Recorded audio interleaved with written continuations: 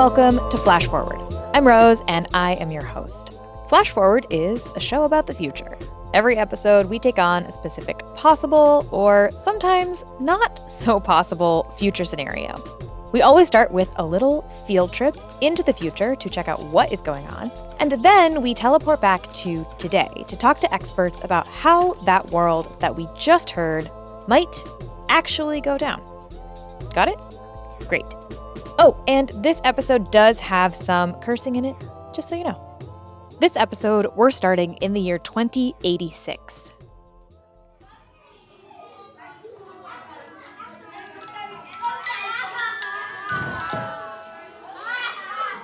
There was a time, not so long ago, when our world was more rigid.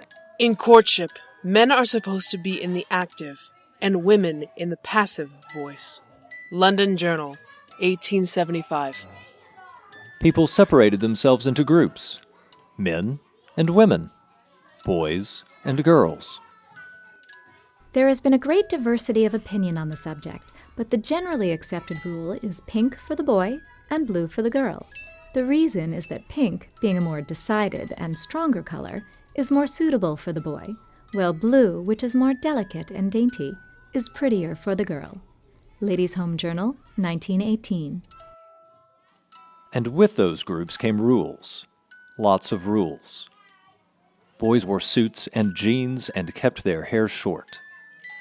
Girls wore pink and dresses and makeup.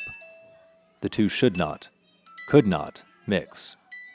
Women have one of the great acts of all time. The smart ones act very feminine and needy, but inside they are real killers. The person who came up with the expression, the weaker sex, was either very naive or had to be kidding. President Donald Trump, 1997. Not only do men and women communicate differently, but they think, feel, perceive, react, respond, love, need, and appreciate differently. They almost seem to be from different planets, speaking different languages and needing different nourishment. John Gray, 2002. There was a time when these rules dictated every piece of a person's life. I feel like the feminine has been a little undervalued. You need a man to be a man, and a woman to be a woman. That's how relationships work. Today we view these rigid categories as antiquated. But for the next hour, we'll travel back to a world where the desire to group humans by gender ran so deep, it was even included on their passports. Okay, so today we are actually revisiting a very old episode of Flash Forward. Way back in 2015, in Season 1, I did an episode called Bye Bye Binary about the future of gender. And in the 6 years since that episode aired, I think that both my feelings about gender, personally and big picture philosophically, and the broader cultural conversation about gender have both changed a fair amount. As many of you know, episodes in Season 1 were much shorter than they are now, just like a snippet of some ideas, 1 or 2 interviews, that's it. And so I thought it was time to crack this episode back open and see what we might do differently with this idea today.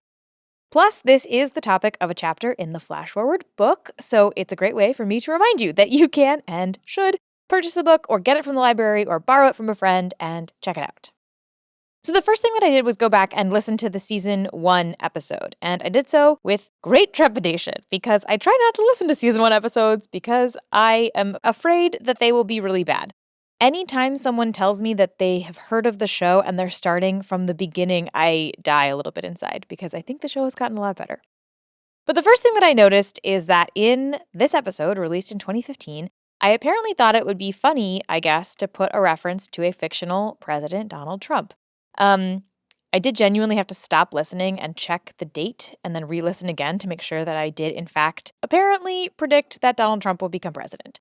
And I'm not proud of that. Anyway, once I got over that, I got to the premise of the original episode, which was that in the future, what if gender was more like hair color? Something that you can change pretty easily, that people might notice, but that doesn't have a huge impact on your life. On that episode, we talked to 3 people: Ann Leckie, science fiction author of books like Ancillary Justice, Ancillary Sword, and Ancillary Mercy; Meredith Talusan, who at the time was an LGBT staff writer at BuzzFeed and who has since published a memoir called Fairest, which is about, among other things, gender; and Dr. Lori Essig, the director of Gender, Sexuality, and Feminist Studies at Middlebury College. But before we fully dive into this gender revisit episode, it's probably worth doing a really quick 101 definitional segment, okay? So, number 1, what is gender? Fuck. That is both a reaction to the question and also an answer. Gender is a thug. This is Os Keys. I'm a PhD student at the University of Washington in the Department of Human-Centered Design and Engineering. And to answer your next question, I don't know what that means either, and nobody in the department has been able to explain it to me. I don't have a definition of gender. In fact, I spent a good 3 years trying to work out what my definition of gender was. And in the end, I've come down on, people make fun of, I forget the judge, but there's that case where, I don't know how to define pornography, but I know it when I see it. The judge was U.S. Supreme Court Justice Potter Stewart, and he said this in 1964. I've come to conclude that judge might be the only smart person on the planet, because that's also the approach I've ended up taking to gender. And the reason for that is that gender isn't anything. And yet it is simultaneously everything. It's like something that oscillates in and out of view and takes different forms, depending on who you're talking to, on where you are, on when you are, on what you're talking about. What gender is and what aspects of it are relevant vary. Sometimes what's relevant is questions of power. Sometimes what's relevant is questions of internal sense. Sometimes what's relevant is questions of how someone dresses and appears. And the answers to the categories available to each of those hows are going to vary in place and in time. And so I've just settled on I don't know what gender is, but I know it when I see it. And in fact, gender is so hard to define that often the law simply does not actually define it. Mostly law just says gender is what we say it is. So what's on your birth certificate is your gender, and we can't define it beyond this. So when we talk about equality laws, so anti-discrimination clauses, they just say sex is defined as being men and women. And what those things mean, we can't really explain, and we wouldn't want to explain in this piece of law. This is Dr. Flora Renz, the co-director of the Center for Sexuality, Race, and Gender Justice at Kent Law School. And even a professional gender detective is still seeking an understanding of what gender even is. The whole show is about me changing my mind about gender. That's the unspoken premise is that, actually it's not the unspoken, the explicit premise of the show is me getting a little bit closer every episode to understanding what gender is. This is Tuck Woodstock, the host of the podcast Gender Reveal. Something that I've found is that the longer I do this podcast, the harder it is for me to do my other work, which is teaching Gender 101 classes to cis people, because everything has so much nuance and there's simply not time or space in a 2-hour lecture to get into the nuance of okay, if we're going to say that biological sex and gender are different, in what ways are they actually different, and in what ways are they interconnected in some way? And if we're going to say that gender and sexual orientation are different, which they are, in what ways are they different, and in what ways are they actually influencing each other? And you can't get that far into the weeds in your first 2-hour lecture, but you can get that far into the weeds in 100-something episodes of a podcast. And so my conversations about gender with cis people almost contradicts the conversations that I'm having with trans people on the podcast.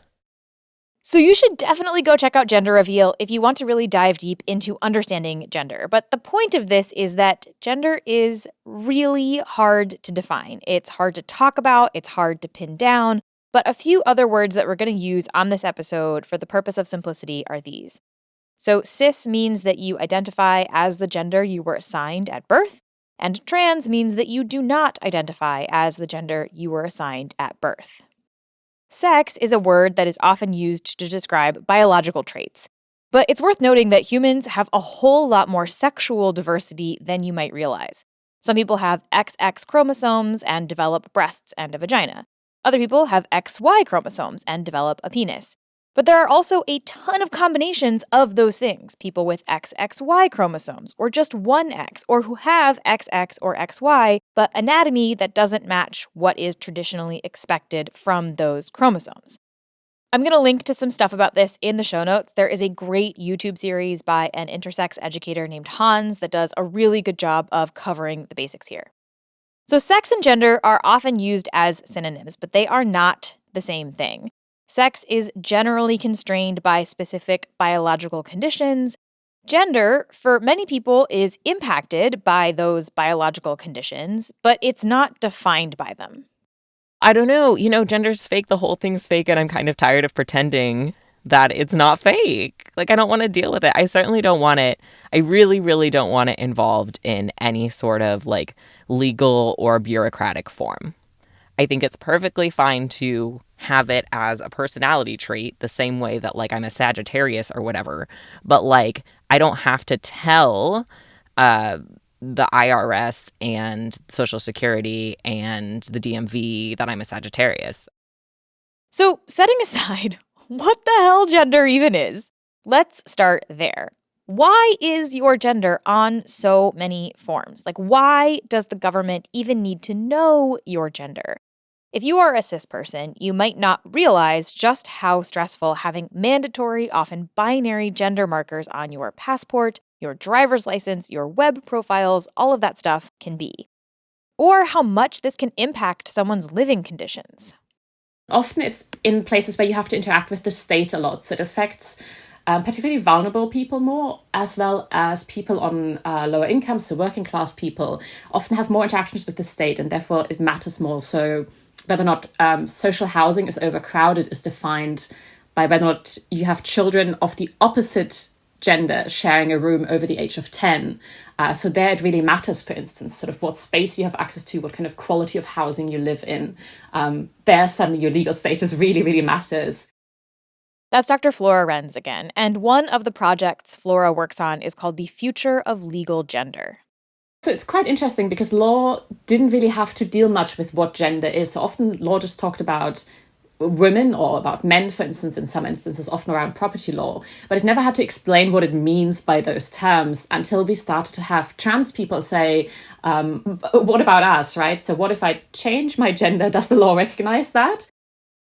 Beginning in the 1970s, there were a series of cases about whether or not trans people could be legally married. And the law often said, no, you can't, because you're effectively a same-sex couple and we don't recognize same-sex marriage, so you cannot be married, even though you say to us you're an opposite-sex couple.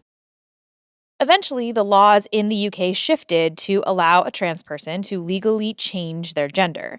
And as of the 2000s, many lawmakers in the UK have been advocating for policies to be drafted in a gender-neutral way, such that they apply to everybody equally, no matter their gender. Today, there is an increasing understanding that not everybody fits into the gender binary. Not everybody can check M or F on a document. And there are now states and countries around the world who are adding a third gender marker to people's documents to try and address this issue. People say, I'm not male, I'm not female, I want that recognized by the state, so I need a third marker option. But actually, when you talk to people who work on legal issues, they say it's much more complicated adding a third option than it is just to remove all options. And the question that the Future of Legal Gender project is really asking is, why does gender need to be on anybody's paperwork at all? We're looking at the question of what would happen if people no longer had a formal legal gender that's assigned to them by the state, what we're calling decertification, so the removal of a formal certification of your gender. So the project did a big survey asking people their thoughts about gender and legal documents. They also interviewed experts in the legal field, looking at whether taking gender out of someone's legal personhood would disrupt anything. And what they found is that there are a lot of strong arguments for getting rid of gender as a legally defined category on people's state-issued forms. Basically, removing all categories could be sort of just to resolve the entire issue, sort of cutting through the knot in the legal system there. But it might be something that takes a long time to happen. So we think this might be a candidate for what we call slow law reform. So something that happens gradually in small steps over time. It gets removed more and more in different places, which is already happening. And eventually it becomes so irrelevant that we just remove it because it doesn't matter at all anymore. Now, the main question that comes up here is what about discrimination, right? We still live in a patriarchal world where people are discriminated against based on their gender. If you remove gender from these documents, how does someone who has been the victim of discrimination have recourse? And Flora says that it's a good question. What would anti-discrimination law look like if it isn't based on a formal status? And in lots of cases, the answer seems to be, actually, we can still do exactly the same thing we've been doing now. It wouldn't even require a major legal change. Because right now, if you bring a discrimination case, you say, I'm being treated badly because I'm a woman. Nobody asks you to prove that you're a woman. You don't have to bring your birth certificate to the tribunal where you're suing your employer for discrimination. In other words, removing legal gender from your documents wouldn't actually change much at all when it comes to these cases. Think about other forms of discrimination, for example, right? We have laws against discrimination based on race or religion or sexuality. But none of those things are on your birth certificate. And you don't have to apply with the government to change your religion, for example. And removing gender from people's legal personhood could help prevent people from being harassed and discriminated against in situations where their presentation doesn't match up with what people are expecting based on their gender marker on their ID. In many areas of the world, it is just straight up illegal to be gay or trans. We know this. But in many areas of the United States, until very, very recently, New York City, it was legal to profile someone as a sex worker if they appeared to be trans. And, up until relatively recently in history in the United States, it was legal to throw someone in jail for cross-dressing, right? If you think back to Stonewall, which was really not that long ago, I've talked to people who were there. It was in our lifetimes. And so, still today, there are loads of people who are profiled in various ways for presenting as the gender that they are, and even criminalized for being the gender that they are. In my personal opinion, removing gender from legal bureaucratic systems seems like an unequivocally good idea. In fact, removing mandatory gender declaration from pretty much everything seems like a good idea, including removing it from technology. It's like every time we have a concept, and a concept that matters, people are like, you know what we could do with that? We could build a tool that detects it. That's Keys again, and when we come back, we're going to talk about all of the ways that technology tries to detect and taxonomize gender. The most prominent is definitely facial recognition. There's also voice recognition. There is, and this is my personal favorite, gait recognition. From the way that you walk, an algorithm will tell you what your gender is, which is hilarious to me because that means that my gender is my left knee is fucked up. But first, a quick break.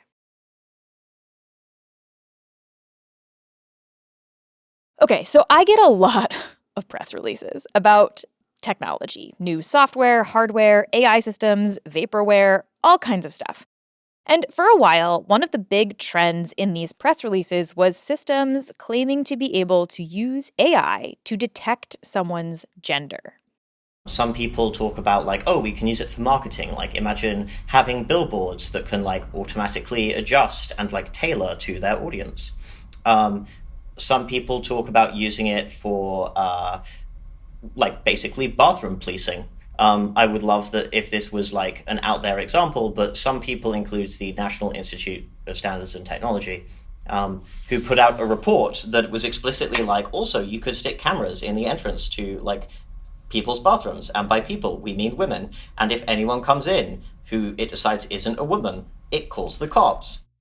Other times, people argue that using AI to detect gender could help facial recognition systems run faster.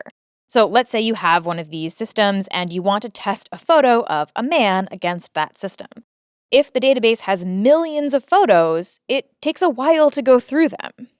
And some bright spark realized that if you could detect someone's gender, which officially, according to these systems, is two-category system, then suddenly you can filter out half of the existing pictures and speed up your system. Great. The problem is that gender is not even definable by people. It's definitely not a binary, and it's not something that an AI can actually detect. AI might be able to detect sex, but even that's not a given. What it's measuring is essentially aesthetic. It's measuring a lot of the time basically bone structure and does the person have facial hair or not. And setting aside for a second the many racialized as well as gendered aspects of using those as the heuristics, saying gender just lives in that place, just lives in facial structure, is to ignore, as I said, the vast complexity of what gender is and how the answer to that is going to vary depending on who's asking the question, who's answering the question, in what circumstance. And look, I don't know what gender is, but I'm pretty sure it is not the bone structure of your face. Now, some people might hear this and say, okay, well, the issue is simply that the AI should be made better and smarter. The AI should be trained on a broader sense of gender, a wider set of choices. But Oss says that this isn't a data quality issue. It's not something a genius programmer could fix. Adding more categories or changing the heuristics for categories in this sort of brute force way only makes sense if what you're studying is stable enough that at some point you'll almost be done. We've reached the end of gender, we have all the categories we need, and we have all of the little rules of how to select people into each category that we'll possibly need. And unfortunately for the computer scientists, and fortunately for literally everyone else, gender doesn't work like that. It is a complex social phenomenon. And so sure, you could try adding more categories and more data, but you'll, one, forever be playing catch up, and two, doing so in a way that is constantly grinding the people who don't quite fit under the wheels of the machine. The problem isn't the coding, or the AI, or the data. It is the task itself. So a model of what if we identify gender by looking at people's facial structure, and that's it, that's the whole model, is sort of like asking the question, what does the taste of blue smell like? Your question does not make sense. That you do not see that your question does not make sense is its own problem. And the failures of these systems aren't just little oopsies that happen in a vacuum.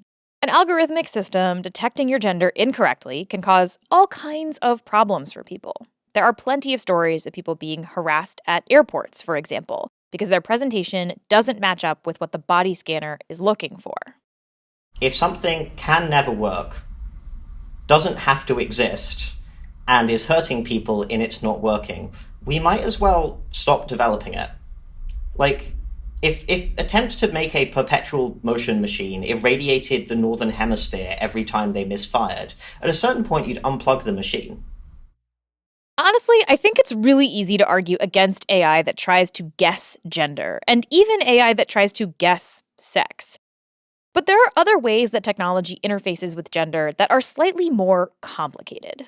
Take voice assistants, for example. You have probably had some interaction with Siri or Alexa. And especially when these voice assistants first came out, there were a lot of conversations about their gender. Both come with default voices that are higher pitched, that sound to many people like women, and people pointed out that there is a dynamic of servitude at play here. And so a few years ago, a group of designers created something called Q. Essentially what they did is they collected the voice recordings of a load of people from a lot of different genders and then blended them together until they hit a voice that was equally confusing to everyone. And this they declared to be gender neutral, is everyone's confused. Here is what Q sounds like. Hi, I'm Q, the world's first genderless voice assistant. I'm created for a future where we are no longer defined by gender. In the press, Q was hailed as this great option to show the diversity of gender. But it left us wondering, is this really the tech innovation that trans and non-binary people need? So they did a study interviewing trans people about how they felt about Q and what they might actually want from tech companies. And what they found was that a lot of the people they talked to didn't really care that much about having a gender-neutral voice AI, whatever that means. What they cared about was whether that AI was putting them at risk. Did the voice assistant just obliviously point me towards, like, a place that doesn't have any bathrooms I can use? Or a place that is, like, viciously bigoted? Most of these participants also worried about surveillance. Who cares if the voice assistant is ungendered if it's still sucking up all your data in the service of someone else getting very rich? So, it's sort of like asking, what color would you like the dog shit you have for lunch today? Like, the correct answer is, I would like to not eat dog shit for lunch. And people, like, trying to produce a wider range of dog shit colors are perhaps missing the point. When asked what they did want from technology, participants talked a lot more about the functionality than the voice. So, for example, one participant said that it would be nice if AI assistants actually understood context and community terms. So, if they asked to be directed to a place to buy a binder, they are not directed to an office supply store.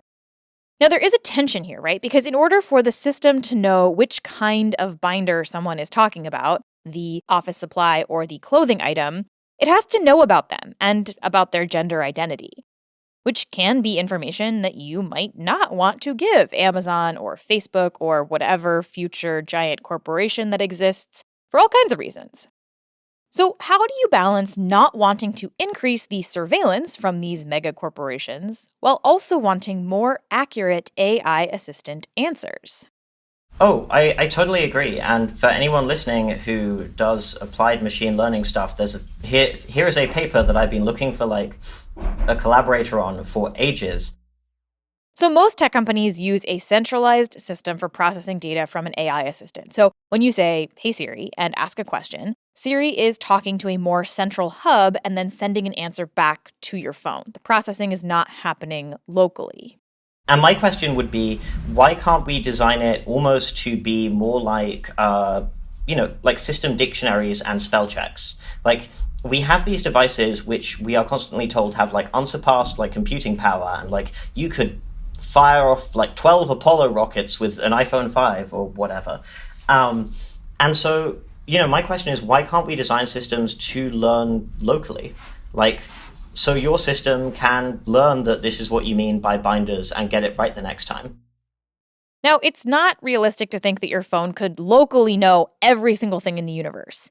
But for stuff about you, your local area, about things you care about, it could have a library. Why not design these systems to learn locally? Like, they don't have to stream stuff back to the central, like, service and servers for, like, reincorporation. They could just adapt locally. We have all this computing power. Why can't we make it happen? So if you are listening and want to work with us on that project, you can find their information in the show notes. And in fact, ideas for how to use technology to actually support trans people are not in short supply. Technologists just have to, ask actual trans people about them. One kind of big area of my current and future research is about understanding what is trans technology and, like, what kind of technology can we design to help address some of the challenges that trans people and communities face. And so as part of that work, we've done some participatory design where we bring, a group of trans people into a room and we, do design activities and sketching and brainstorming and all of this. This is Dr. Oliver Hameson, an assistant professor at the University of Michigan School of Information. One participant requested a body-changing machine where you can go in and basically customize your body, like a video game avatar, and have those changes made quickly and easily without extensive, painful, and risky surgeries. Now, we're still a long way away from that, but other ideas that came up are a lot more doable. So clothing that can shift based on your gender presentation. So a lot of people, let's say you leave the house and you feel like your gender presentation is one way, but then an hour later you want to switch things up. like having shifting clothing that actually can adjust based on kind of how you're feeling in the moment. Oliver studies the ways in which trans people specifically interact with social technologies. There are plenty of things that are, similar to how other people use online communities to find support when they're going through, transitions in their lives, basically. But I think some unique things have to do with the fact that during gender transition, often their name changes, often their physical appearance changes, and often also at the same time their network of people that they're connected to changes. And so you have these three things that are happening all at the same time, and that's kind of unique. There aren't a lot of life transitions where you have that level of change all happening at once, and I think that it makes kind of traditional online experiences quite difficult. Oliver's work looks at how trans folks use different social media platforms in distinct ways. In the 2010s, for example, Tumblr was a hub for people connecting online and talking about transition. A lot of those people shared aspects of their identity on Tumblr that they didn't feel comfortable disclosing on, say, Facebook. And so it was really this case where people could actually present multiple identities at the same time across different social media sites, which I think is kind of unique. Like, that's not something you could do as easily before social media. And there were a couple of reasons why Tumblr was the place to be. It was a place where you were more likely to talk to people you didn't know in real life, who didn't necessarily know what you looked like. And obviously, there was a question of critical mass. You go where the other people are who you want to talk to. But there were also design elements to Tumblr that made it more trans-friendly. It's things like the profile doesn't have like set boxes that tell you that you have to, answer particular questions in certain ways. Like, you can really choose to identify yourself however you want to. It doesn't force you to use like a real name like other sites do.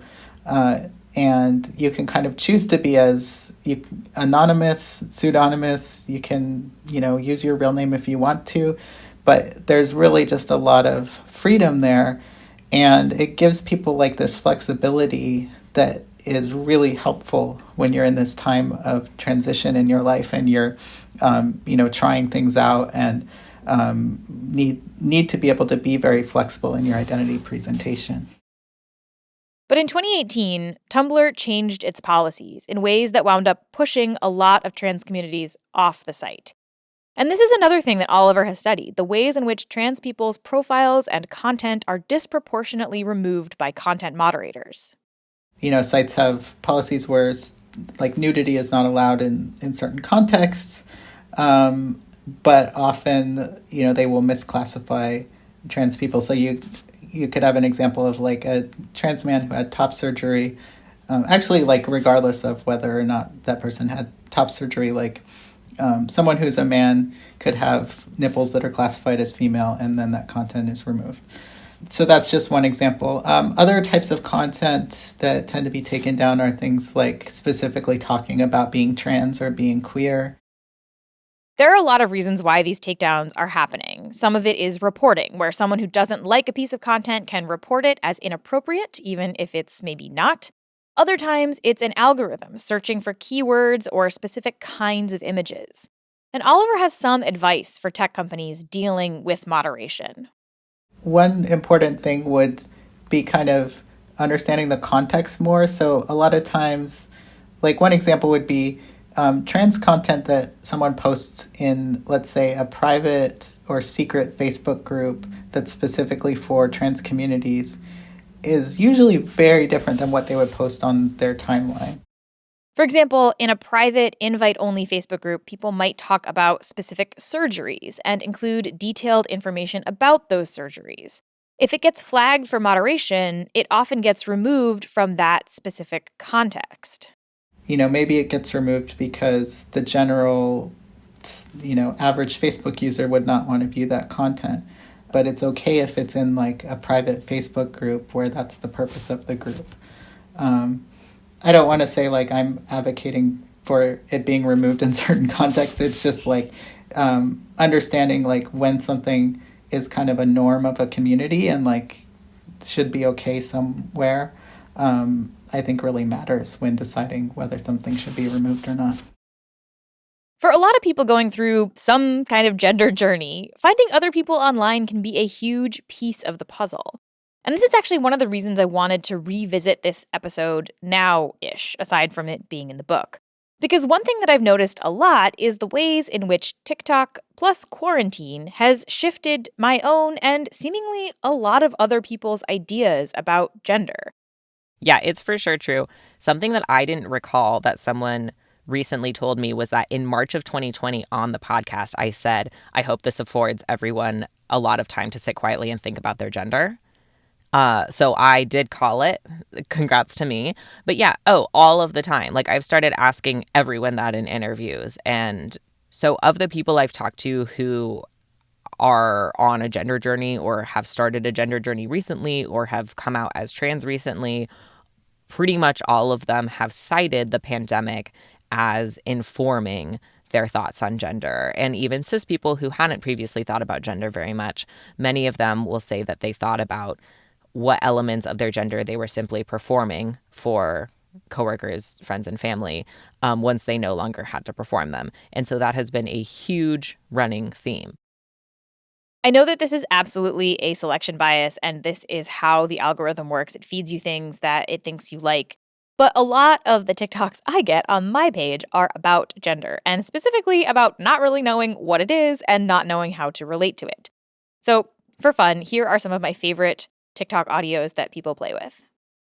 People perceive me as woman, and that's fine, but also a lot of the time it's like, ha, gotcha. For me, gender has always felt like a job. Like, I said I could do womanhood on my resume, but I lied. Gender implies the existence of gendest, like the person who has the most gender of everybody, we call them the gendest. And that person would obviously be not me. I might have some gender in the closet, but I haven't been able to find it recently. If you call me she, her, I'm going to feel slightly, just mildly uncomfortable. But I don't know what that means. I don't want to look into it. Stop asking me if I go by bug. You may refer to me as a bug, and I'm just what I am, okay? And this is something that personally I have definitely felt. Like, I don't really like thinking about gender because I would simply prefer to not have one. I feel about gender the way I feel about, like, calculus. I guess it's useful for some people, but it is not something that I have any interest in doing. There is sort of an irony here because science fiction and thinking about the future, in theory, offers up endless ways for me to imagine future genders and come up with, like, cool, creative things I would want for myself. But I have no thoughts about that. I would love to care about or feel connected to gender as a concept. It seems like that could be really fun. But I sort of feel like it's like poking a scab where you can't actually feel the poke, just the like pressure around it.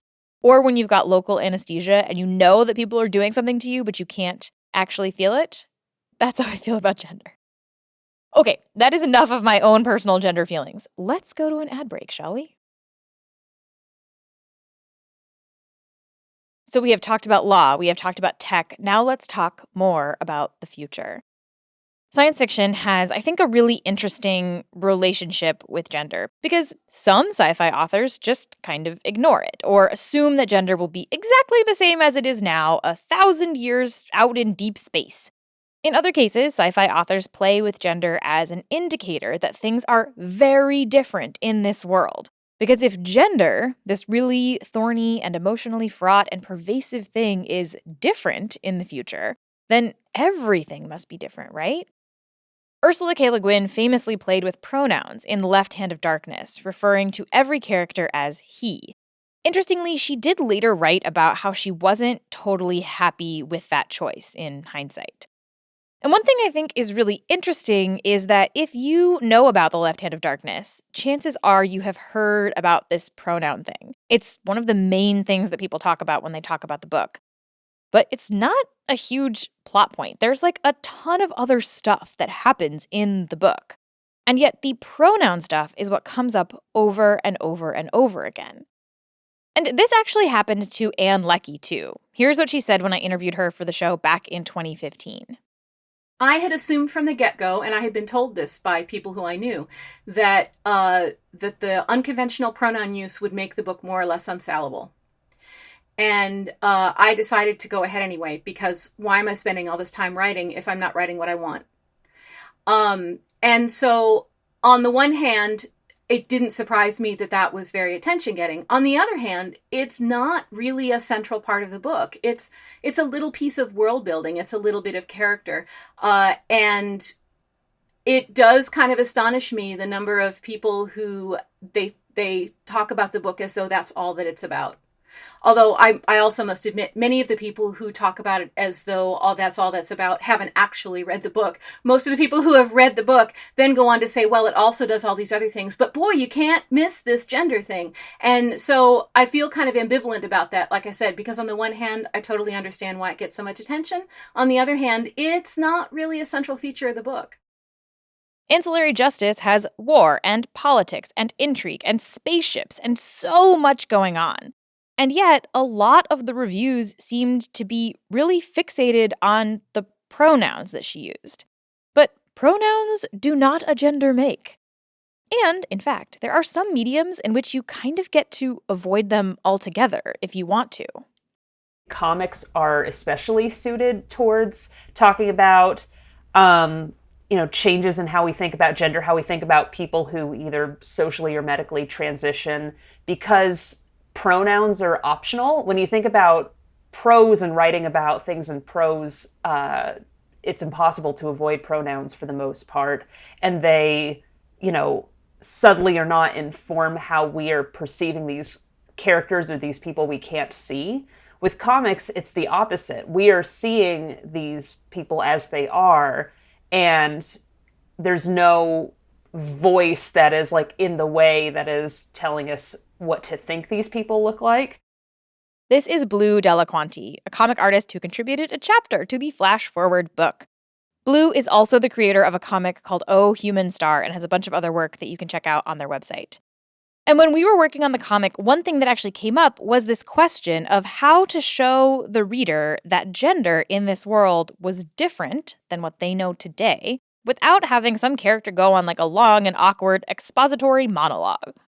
And there's so much informational density that you can get from comics that will tell a lot about the world without being overt about it, by just showing something happening, showing what, a place looks like, a city, a party, a house with a young child in it. All of that information can be jammed into an image instead of having it be described in extensive and often stilted detail, as you've pointed out. In the comic, which again you can read in the Flash Forward book, the two characters are re-entering each other's lives after having drifted apart. So I ended up coming up with a story about a expectant parent who has one of their best friends kind of coming back into their life, and they're trying to figure out their situation, like a romance plot that wouldn't be out of place in more mainstream, like a cis or straight story. In fact, you see it all the time, but it's informed by, this premise that is very science fiction, right? Blue worked with artist Zied Yusuf Ayub, and the piece is really beautiful, and I do hope you check it out. And the really fun part of that collaboration was I really wanted to feel like he was informing the world of the work as well. And he's Tunisian. And so we had a back and forth about what would a Tunisian family, what would they be eating for dinner? What would the family structure be? What would their living quarters be like? And seeing what he contributed in a way that that was beyond a step beyond what I was able to research and prepare was really exciting. It was a fun surprise. So that was my favorite part of that collaboration. Okay, so what is the ideal future of gender? This is actually a question that Tuck Woodstock asks every guest on Gender Reveal. In your ideal world, what would the future of gender look like? I always look forward to the answer to this question every episode on Gender Reveal for probably obvious reasons. And Tuck says that there are some common themes that tend to come up over and over again. Everyone gets to do whatever they want. Systemic barriers have been broken down. Nobody is treated as lesser than or oppressed in any way because of their gender. But there's also splits between people who want gender to not exist and people who want gender to exist, but with more freedom to move between and among genders. Mostly the ones that stick with me are just really fun. Like Maddie Quartz was like fun and hot. And that's the whole thing. And I was like, hell yeah, that's what I want too, fun and hot. Travell Anderson's was like, it is a gumbo. Let me walk you through what gumbo is and how it translates to this. And it was just this elaborate like soup metaphor. And I really appreciated that. Justin McElroy, a cis person, was like, you tell me. Because he like didn't even want to fucking weigh in. And I was like, that is the right answer. The right answer is you mind your own business and we're going to figure it out. One of my favorite answers to this question was in the recent interview with the author Carmen Maria Machado, who spent kind of the entire episode low-key explaining that she didn't know what her gender was and she was on a gender journey. So then her ideal future of gender was if her body could just tell her what her gender was so that she intellectually didn't have to figure it out because her body would just like flash like a colored light that would indicate her gender. So personally, I would very much like for this also. I would like the colored light, like The Sims or something, to just tell me. I mean, the secret, right, is that there's no answer and you just get to pick what you're vibing with at any given moment. Like, it's not a math equation. There isn't, like, a pH test, but for gender, you know? Like, you're just like, I don't know this one today. That's it. That's all it goes. But that's hard. It's hard to have total free will and choice.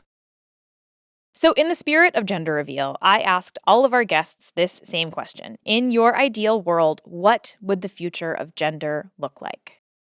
My ideal future of gender is a future in which my answer to that question isn't taken to have normative weight.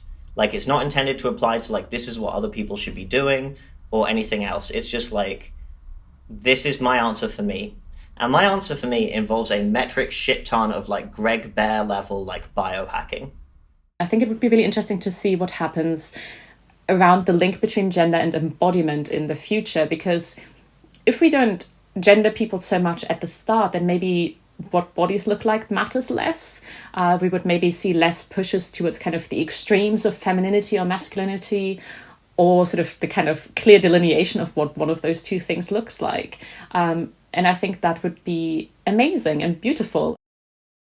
It would be very nice if you were able to access some of the things that we propose in the comic. Like, if you wish to transition medically, you could do so. If you wanted to, you know, go through with a pregnancy, or, you know, shape the kind of like family and, you know, extended family relationships that you wanted, that would be great. Because those are things that are difficult or inaccessible in the present day. That said, that's not the kind of gender transition that is desired or necessary for everybody. And I think being able to have both kind of ends of that spectrum as socially accepted and embraced possibilities will be healthy for everyone. And I think it will benefit the way we see gender as a whole and lead it to a really, you know, progressive kind of take on gender. I think most of the time when I answer this question, I think about a more long-term utopian vision of like gender doesn't exist on any bureaucratic or legal forms and we can all do anything we want without fear that our health insurance won't cover it, or we'll lose our jobs, or we'll lose our housing, or our families will kick us out, which are all very real concerns that I would like to see fixed.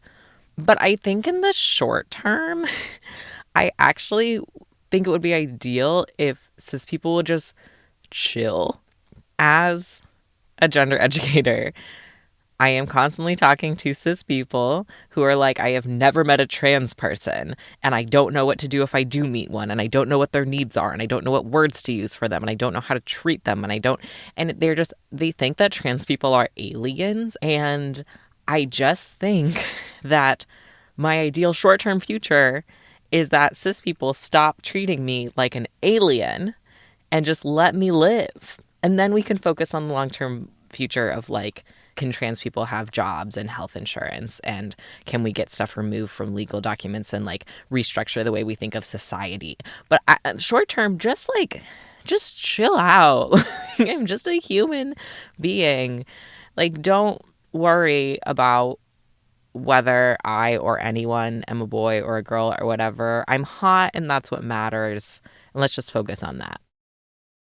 I think that probably there is no one perfect future of gender. In our first episode, we posited gender as being like hair color, something that you could play with easily, that people noticed, but that didn't like make or break your social interactions, your family dynamics, your relationships, your support systems, etc., etc., etc.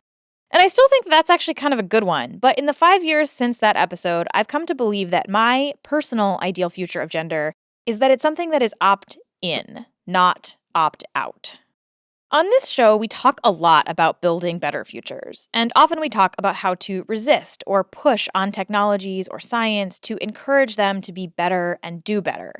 And often I wind up including some kind of like caveat that, yes, you're not Jeff Bezos, you don't have $1 billion, you probably don't run a huge technology company, but you can do this or that.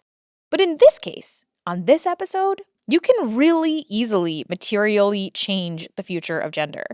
You can examine your own gender feelings, especially if it's something that you've never really thought about. You can support the people in your life who are trying to figure out their own gender feelings. You can push back on laws that might hurt trans people. This is all around you, and you can genuinely do stuff right now, today, to change how you think about and interact with this concept.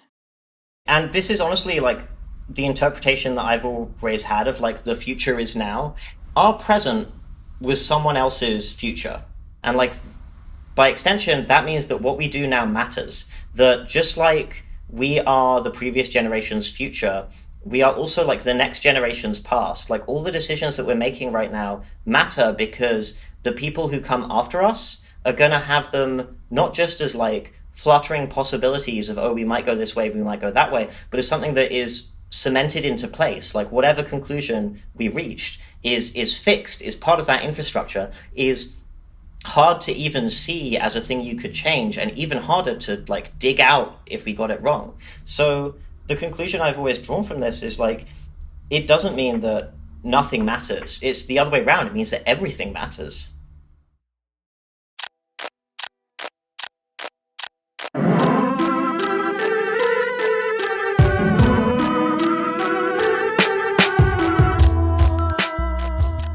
Flash Forward is hosted by me, Rose Eveleth, and produced by Julia Linas Goodman. The intro music is by Asura, and the outro music is by Hustleonia. The episode art is by Maddie Lubchansky. Our sponsorships are handled by Multitude.